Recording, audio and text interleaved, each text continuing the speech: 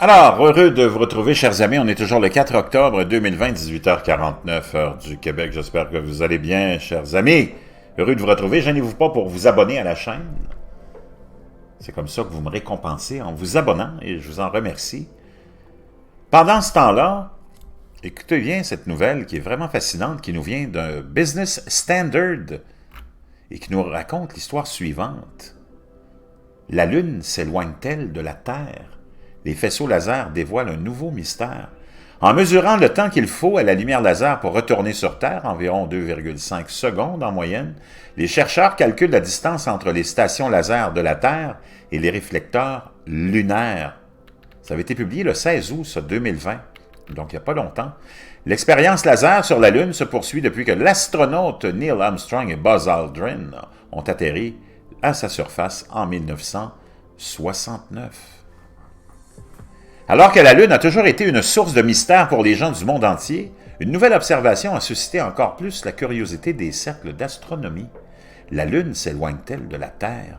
À plusieurs reprises, au cours de la dernière décennie, des scientifiques ont tiré des faisceaux laser sur des panneaux réflecteurs placés à environ 240 385 000 km de la Terre sur la Lune, en mesurant le temps qu'il faut à la lumière laser pour retourner sur la Terre, environ 2,5 secondes en moyenne.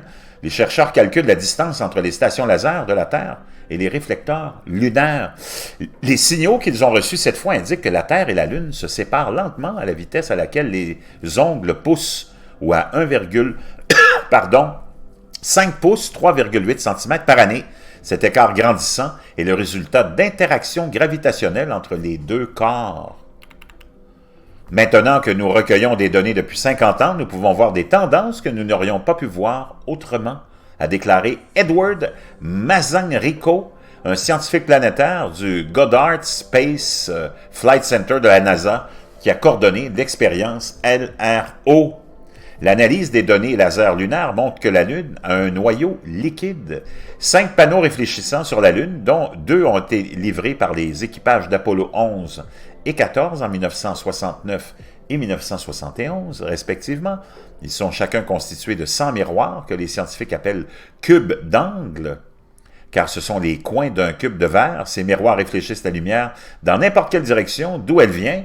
Un autre panneau avec 300 cubes de coins a été déposé par les astronautes d'Apollo 15 en 1971. Les robots soviétiques appelés Lunokhod 1 et 2, qui ont atterri en 1970 et 1973, portent 2 réflecteurs supplémentaires avec 14 miroirs chacun. Collectivement, ces réflecteurs constitue la dernière expérience scientifique opérationnelle de l'ère Apollo, encore active sur le satellite naturel.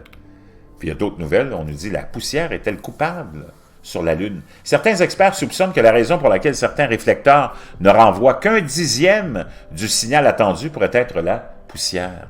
Ils soupçonnent que la poussière aurait pu se déposer sur les panneaux pendant des décennies après avoir été soulevée par des impacts de micrométéorites.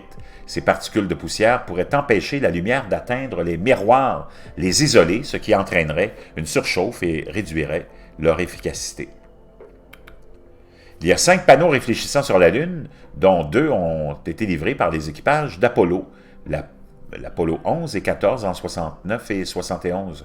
Suite de la recherche, les scientifiques espèrent utiliser le réflecteur Lunar Reconnaissance Orbiter pour déterminer si c'est vrai en essayant de trouver un écart dans la lumière renvoyée par le réflecteur du fameux LRO par rapport à ceux de surface. Il pourrait utiliser des modèles informatiques pour tester si la poussière ou quelque chose d'autre, sinon, est responsable de cet écart.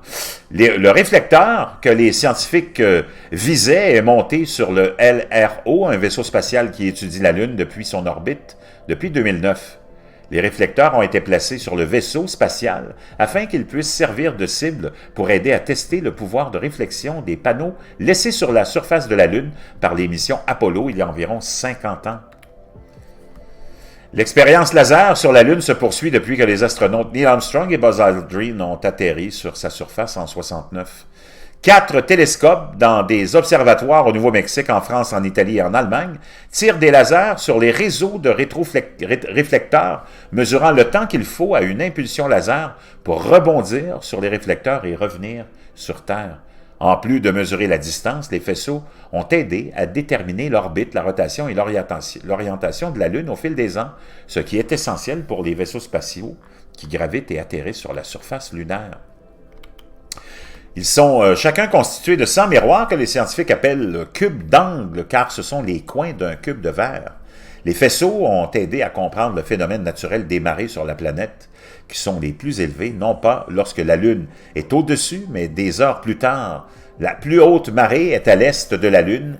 Ils ont aidé à identifier les remorqueurs de gravité de la Terre sur la Lune, et provoquant 2 renflements de marée de la roche lunaire. Selon la NASA, les positions des réseaux réfléchissants ont varié jusqu'à 15 cm de haut en bas chaque mois à mesure que la Lune fléchit. L'analyse des données laser lunaires montre que la Lune a un noyau fluide.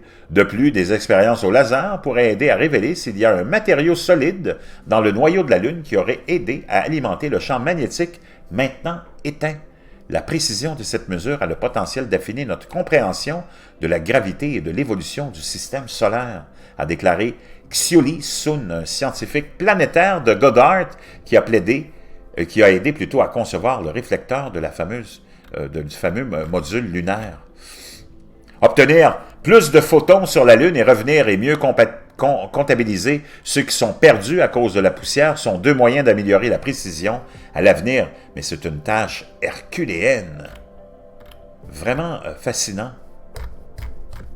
J'imagine que ça aurait des impacts majeurs sur la Terre si la Lune s'éloignait, ce qui pourrait être tout à fait normal. On ne sait jamais. Wow! Croisons-nous les doigts.